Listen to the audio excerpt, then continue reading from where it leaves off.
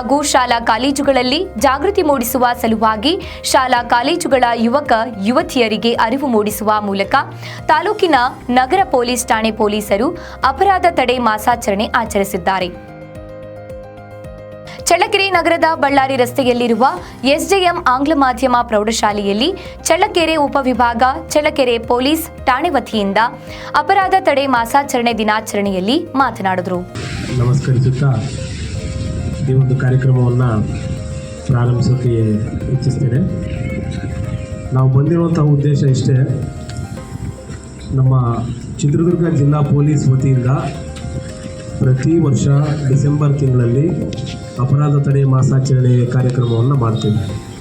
ಅಪರಾಧ ತಡೆ ಮಾಸಾಚರಣೆ ಅಂದರೆ ಏನಪ್ಪ ಅಂತಂದರೆ, ಜನಸಾಮಾನ್ಯರಿಗೆ ಅಪರಾಧಗಳ ಬಗ್ಗೆ ಅರಿವು ಮೂಡಿಸ್ತಕ್ಕಂಥದ್ದು ಅಥವಾ ಜಾಗೃತಿ ಮೂಡಿಸ್ತಕ್ಕಂಥದ್ದು.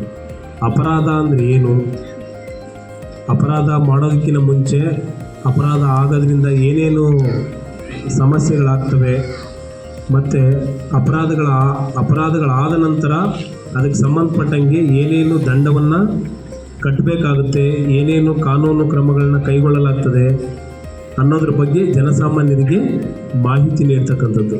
ಈ ಅಪರಾಧಗಳ ಬಗ್ಗೆ ಇದರಂತೆ ಪೊಲೀಸ್ ಕಾನ್ಸ್ಟೇಬಲ್ ತಿಲಕ್ ರಾಜ್ ಮಾತನಾಡಿದರು.